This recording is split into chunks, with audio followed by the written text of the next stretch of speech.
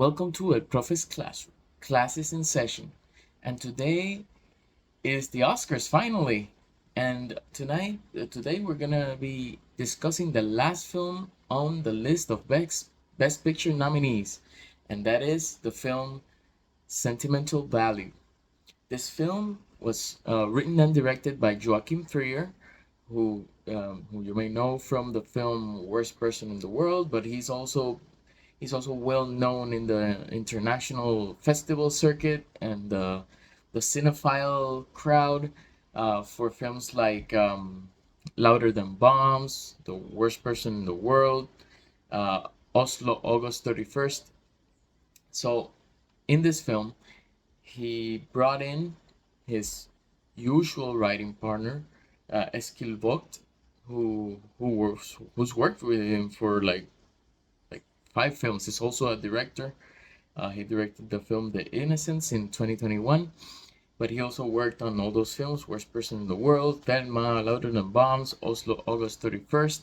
So he did. So Trier and Vogt are basically writing partners at this point, and they they have this style already, and they know what they want to write about. The film stars Renate Reinsve. I have no idea how to pronounce this name, so bear with me. If you know how to do it, please comment down below. Renate Reinsve as Nora, Inga Ipsdotter Lilias as Agnes, Stellan, you probably know Stellan Skarsgård as Gustav, and Elle Fanning as Rachel Kemp. Um, Renate Reinsve is the was had her breakout role in with the film Worst Person in the World, so she comes back for this film to work with Trier again. Um, and the film basically is about these two sisters, Nora and Agnes, played by Renate and Inga, uh, as they're dealing with the death of their mother.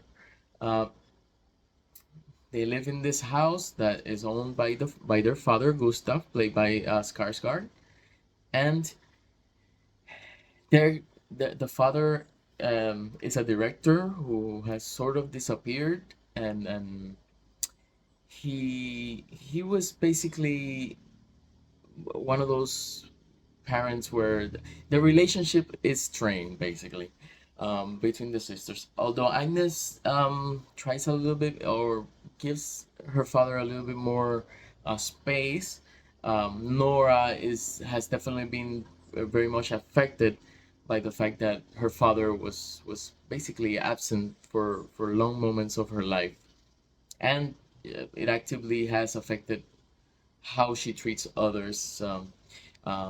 For example, she has a relationship with a married coworker. She's also an actress. So there's some things that she has taken from her dad, but there's definitely a lot of tension and unresolved tension. So after the mother dies, the father comes back, and he's looking to sell their family home, his family home basically. The home was in his family for a lot of years, um, and because he wants to make a film about the death or about her mother, his mother.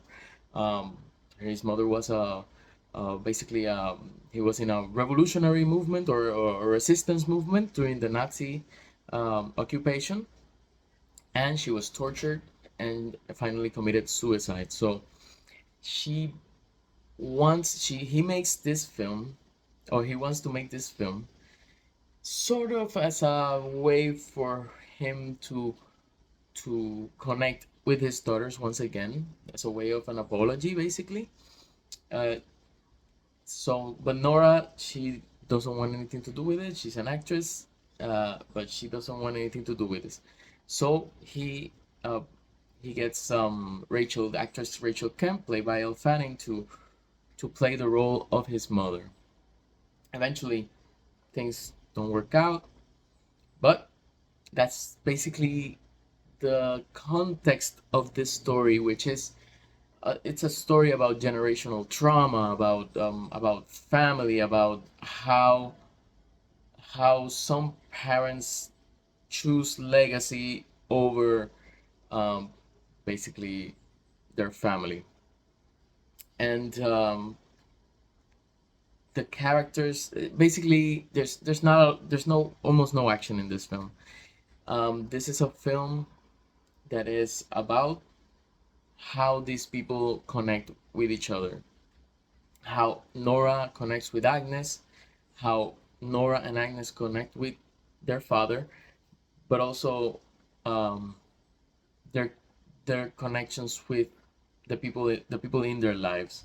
Um, and Trier has been also very well known for great dialogue and pieces that are very introspective and about family life, about finding yourself in the world. And this film is all of those things.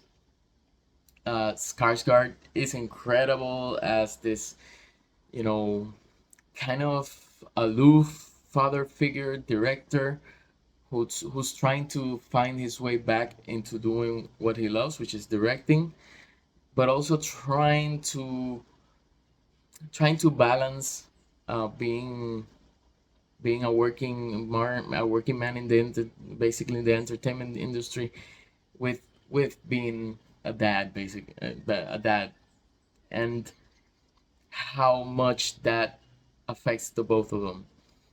And this, you know, he can never really get there because it's clear that they both want different things.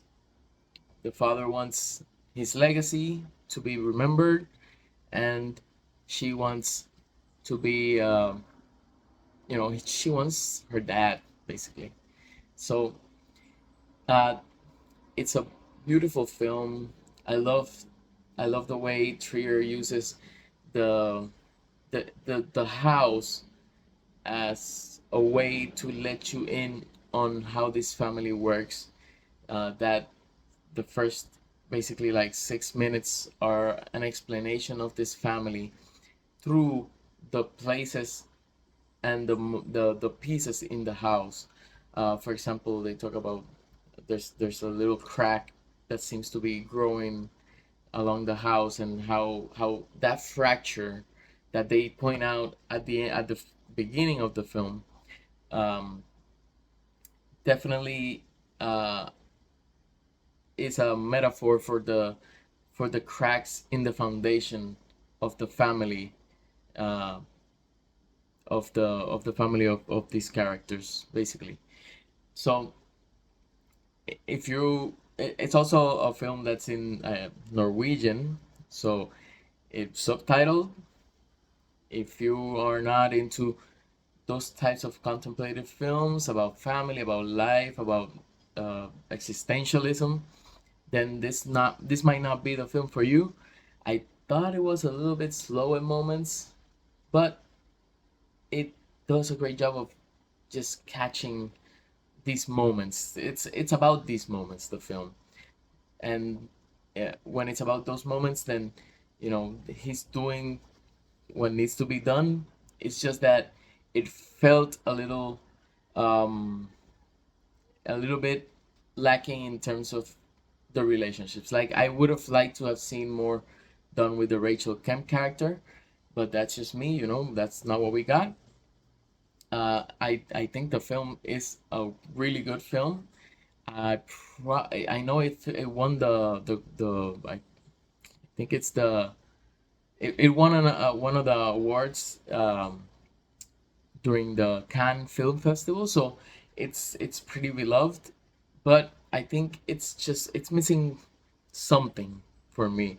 I think a film like Train Dreams does some of the things that this film wanted to do a little bit better. So that's why I can't say that this is probably gonna be the film that I like the most out of the 10 films. Um, but it's still a really good film. I think Joachim Trier is a director that I need to watch more of to see what else he does. So that's it. Those are my thoughts on Sentimental Value. And if I had to rank the films, the Best Picture nominees, I would definitely have to go with Train Dreams first, Sinners second, Frankenstein third, Hamnet fourth, Marty Supreme fifth, One Battle After Another sixth, Bugonia seventh, eight The Secret Agent, nine Sentimental Value, and 10 F1. And while I don't think any of these films are really like terrible, um, I think it's been a pretty good year for these kind of films. So, what are your thoughts? Do you have what was your favorite out of the 10? Do you have your own ranking? Which one do you think is gonna win? I think it's probably gonna be One Battle After Another, but I wish it was Train Dreams. So that's it. We'll see what will come next. We're gonna continue with the Alter Bridge retrospective. So we'll see what's coming up next for movies. Thank you for watching, and class is dismissed.